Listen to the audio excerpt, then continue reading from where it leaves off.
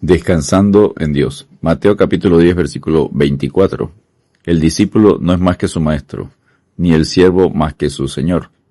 Hacer discípulos es prioridad en los miembros de la Iglesia de Cristo.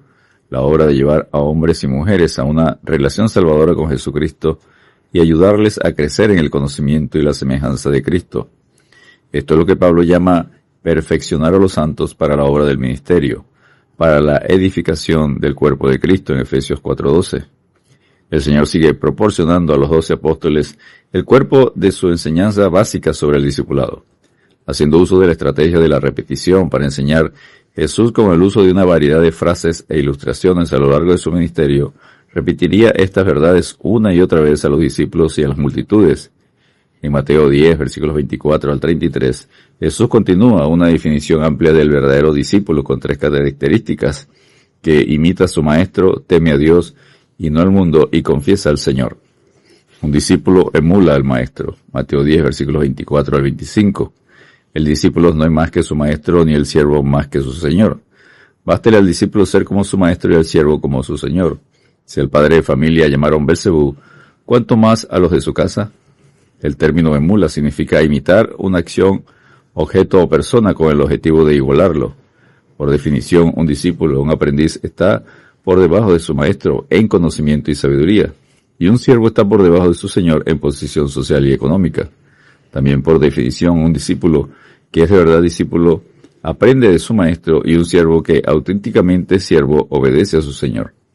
Dios Padre tiene como propósito que cada creyente sea hecho conforme a la imagen de su Hijo Jesucristo. Romanos 9:29, Efesios 4, versículos 12 y 13. El discípulo de Cristo está llamado a imitar y crecer en el conocimiento de Él. Pablo es un ejemplo de ser imitador de Cristo al afirmar: sé imitadores de mí, así como yo de Cristo. 1 Corintios 11:1. No es ser imitador de Pablo, sino de Cristo. Nunca los sufrimientos de Cristo podrán ser igualados por los discípulos. El discípulo está llamado a seguir al Señor. El discípulo debe mantener la mirada en Jesucristo. Hebreos 12:2. Juan nos recuerda: el que dice que permanece en Él debe andar como Él anduvo. 1 Juan 2:6. Un discípulo se vuelve como Cristo, su maestro, cuando aprende y obedece la Biblia. Un discípulo es alguien que desea entender y conocer más de Dios. Jeremías 9:23 y 24. Es aquel en quien la palabra de Cristo mora en abundancia. Colosenses 3:16. Crecer en el discipulado es crecer en semejanza a Cristo, esperando el día en que seremos semejantes a Él, porque le veremos tal como es. 1 Juan 3:2. Un discípulo del Señor cumple su ley, que Pablo le llama la ley de Cristo en Gálatas 6:2 y en 1 Corintios 9:21, que exige un mandamiento nuevo os doy, que os améis unos a otros como yo os he amado, que también os améis unos a otros. Y en esto conocerán todos que sois mis discípulos, si tuviereis amor los unos por los otros. Juan capítulo 13, versículos 34 y 35. La consecuencia lógica de ser como Cristo es ser tratados como trataron a Cristo. Si al padre de familia llamaron Belcebú, que es un calificativo de Satanás, ¿cuánto más a los de su casa? Jesús sigue desarrollando la misma verdad, pero cambia la figura de discípulo, maestro y de siervo señor a la de padre de familia, los de su casa. Los de la casa y los siervos no deben esperar que los traten mejor que al padre de la familia. Jesús plantea que si a él lo llamaron Satanás, sin duda sus discípulos lo tratarían igual. Jesús advirtió a los discípulos: si el mundo os aborrece, sabed que a mí me ha aborrecido antes que a vosotros. Si fuerais del mundo, el mundo amaría lo suyo, pero porque no sois del mundo, antes yo os elegí del mundo. Por eso el mundo os aborrece. Juan capítulo 15, versículos 18, 19 y 20. Juan capítulo 13, versículo 16. Pablo enseña que para conocer verdaderamente a Cristo y al poder de su resurrección, se requiere la participación de sus padecimientos, llegando a ser semejantes a Él en su muerte. Filipenses 3:10. El verdadero discípulo no espera ni exige ser aceptado ni amado por el mundo, ni tampoco espera volverse famoso y respetado si no lo hicieron con Cristo.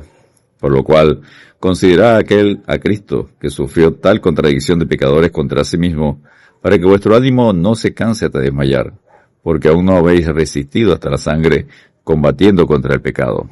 Hebreos capítulo 12, versículos 3 y 4.